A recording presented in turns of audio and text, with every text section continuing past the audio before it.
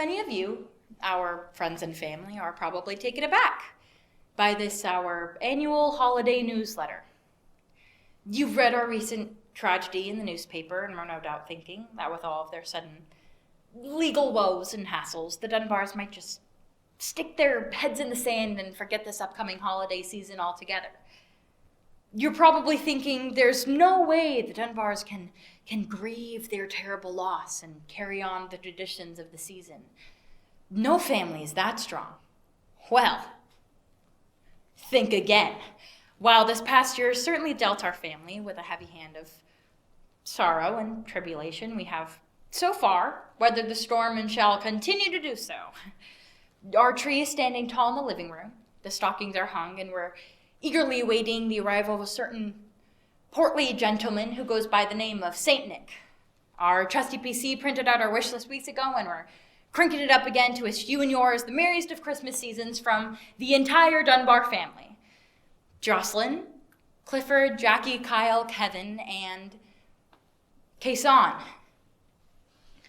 To those of you who live in a cave and haven't heard the news, allow me to introduce Kason, who at the age of 22 happens to be the newest member of our family. Surprised? Join the club! It appears that Clifford, husband of yours truly, accidentally planted the seed for Kason at a stint in where else? Vietnam. This was, of course, years before Clifford and I were married. At the time of his enlistment, we were pre-engaged, and the separation took its toll on both of us. I corresponded regularly. I wrote him every single day, even when I couldn't think of anything interesting to say. His letters were much less frequent, but I saved all 4 of them. Clifford Dunbar, a young man in a war-torn country, made a mistake. A terrible, heinous mistake. A stupid, thoughtless mistake with haunting consequences, but who are we to be the ones to judge him for it? You know, especially now with Christmas at our heels, who are we to be the ones to judge?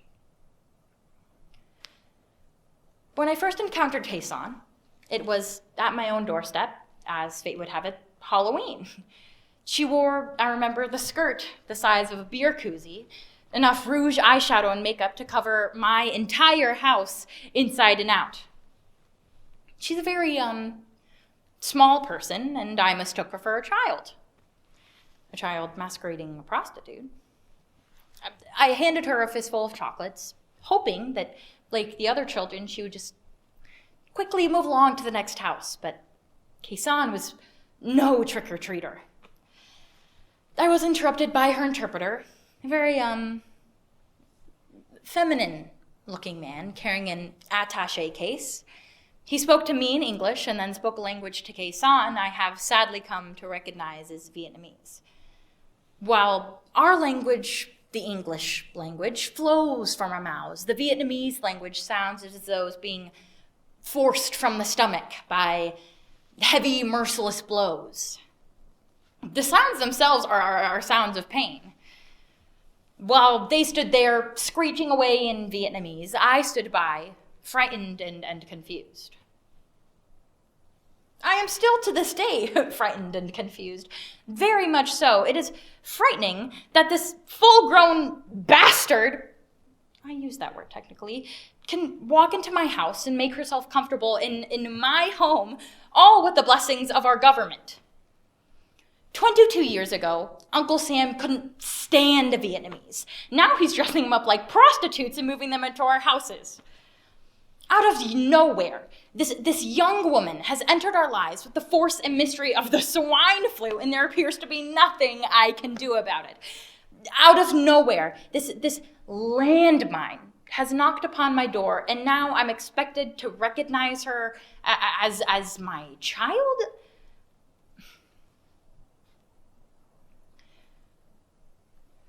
We had, of course, warned our daughter against marrying Timothy Speaks.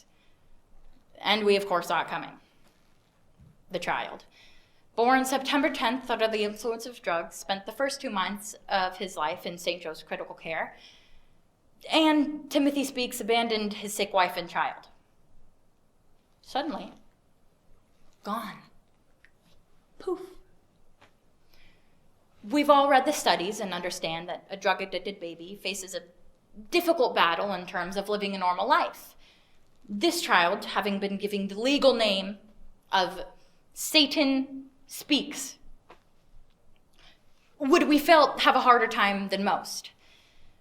We were lucky enough to get Jackie into a fine treatment center under the condition that the child would remain here with us until which time, if ever, she is able to assume responsibility for him.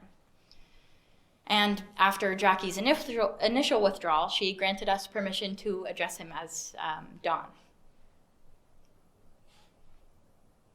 Don. A nice, simple name. While I could not describe young Don as being a normal baby, taking care of him gave me a great deal of pleasure. Terribly insistent, prone to hideous rashes, a 24-hour round-the-clock screamer, he was our grandchild.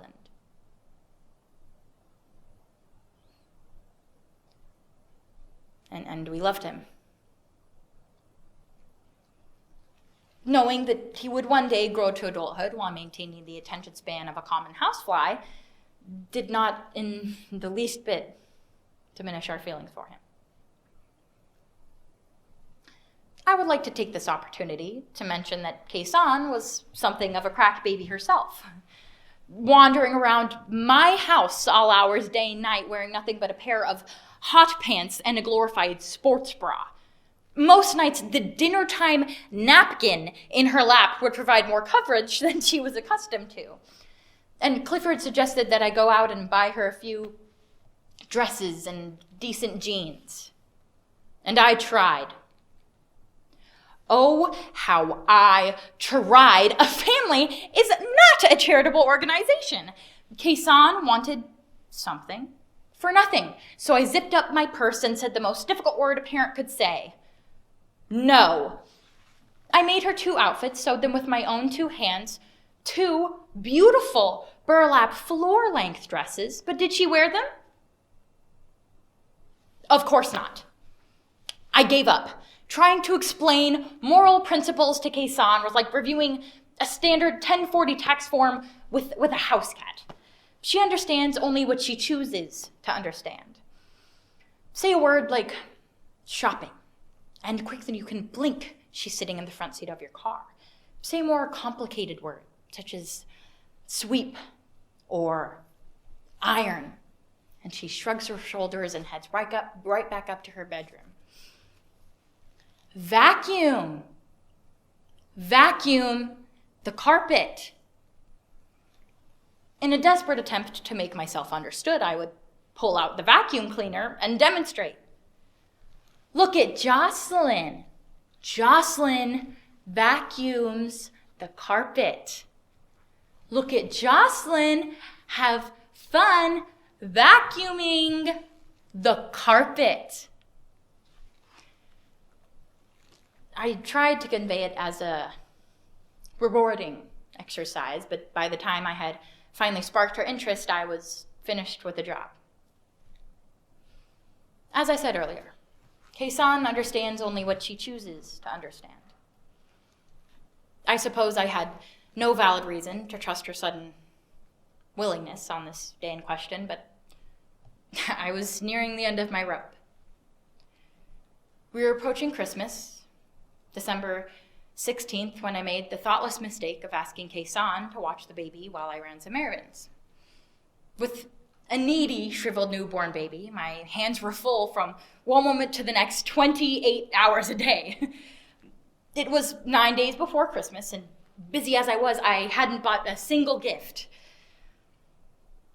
Kaysan was seated beside the telephone, picking leftover baked fish with her bare hands when I asked her to watch the baby. Watch the baby. You watch baby Don while Jocelyn go buy special ho-ho for Kaysan. I clearly remember my choice of words on that cold and cloudy December afternoon. I didn't say babysit. babysit, fearing she might take me at my word and literally sit upon my baby. Watch the baby. Watch the baby.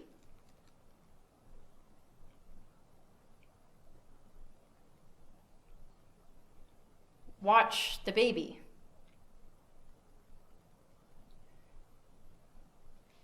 While I cannot account for every moment of my afternoon, never did it occur to me that I would one day be called upon to do so, but that being the case, I will report what I remember.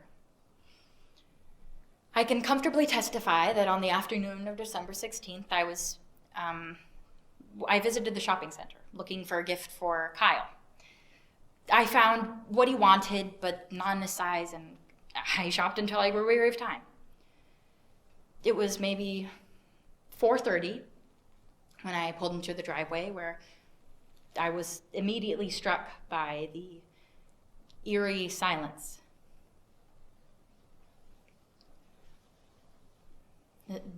This doesn't feel right to me.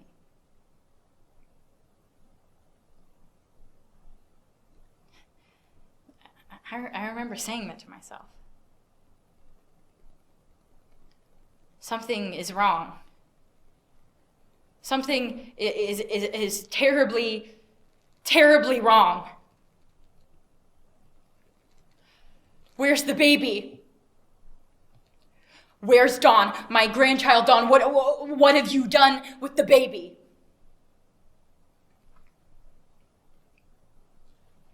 Kason, of course, said nothing. I combed the entire house before finally finding a helpless baby in the laundry room.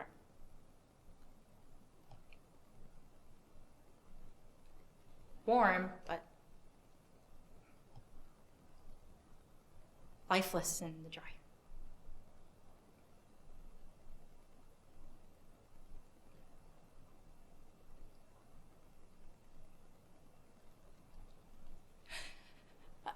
I am still, to this day, haunted by the mental picture of my grandchild undergoing such brutality.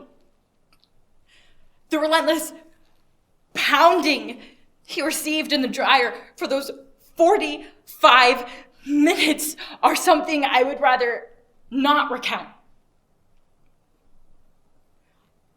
But the thought of it visits me like a nightmare.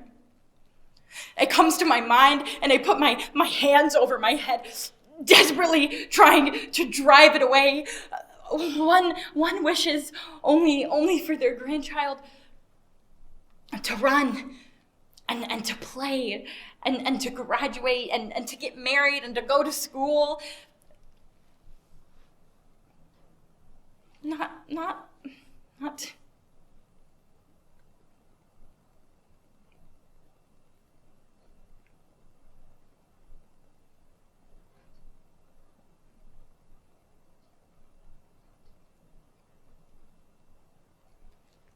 the shock and the horror that followed Dawn's death are something I would rather not recount. Watching the baby's body, small as a loaf of bread, as it was zipped to a heavy plastic bag.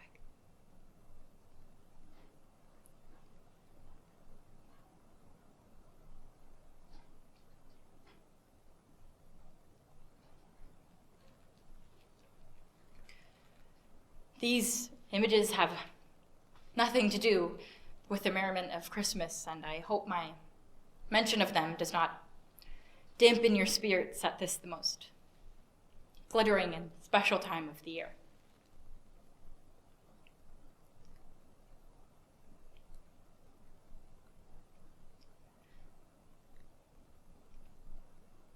Until that time, we wish you the best to you and yours. Merry Christmas. The Dunbars.